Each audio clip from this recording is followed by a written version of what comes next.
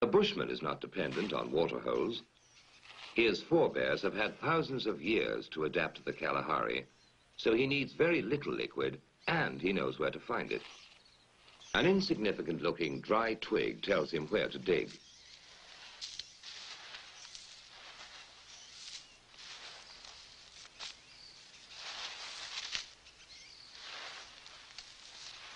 Anyone else would die of thirst in a few days in this treacherous desert that doesn't look like a desert.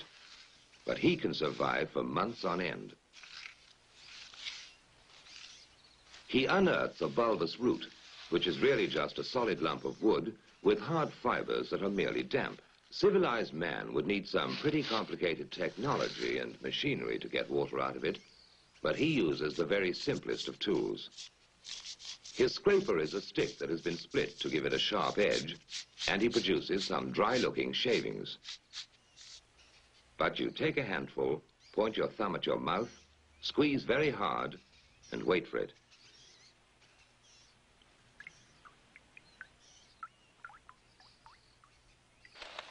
The baboons always have a secret supply of water, and they're not going to tell anybody where it is. And when a Makhalahari ventures into the deep Kalahari on a hunting trip, he has to find water, because unlike the bushman, he doesn't know how to make liquid from a root. But he has his own way of finding out where the water is. First, he laboriously drills a hole in a giant ant heap when he is sure a baboon is watching him, because he knows baboons are incurably inquisitive. Next, he puts some wild melon seeds into the hole and works them in so that they drop into a hollow. Then he saunters off, knowing the baboon is burning with curiosity.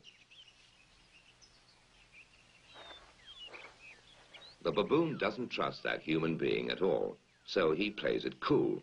But he's dying to know what gives in that confounded hole.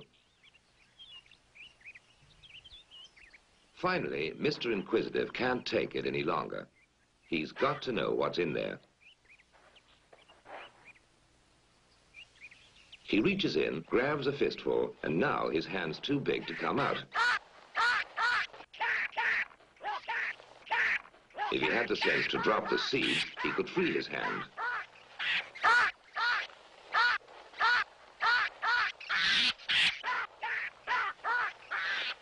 Now he lets go when it's too late.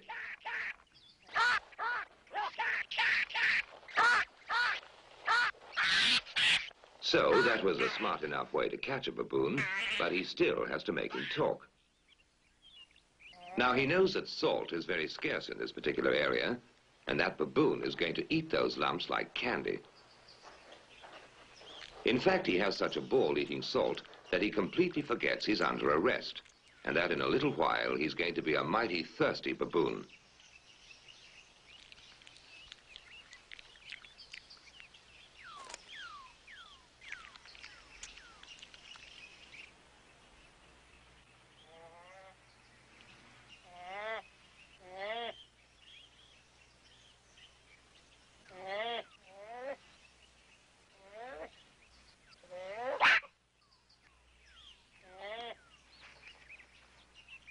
Next morning, the Makhalahari goes to have a closer look to see whether his prisoner is ready to talk.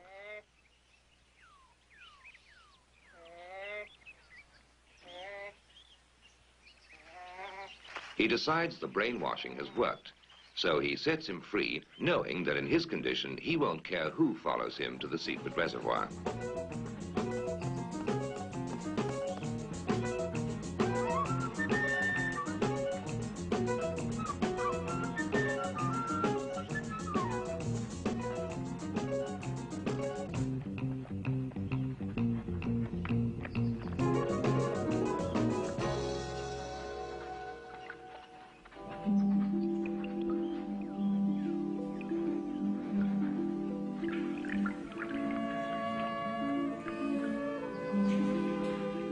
The Makhalahari has no eyes for the beauty of the setting. To him, water is beautiful.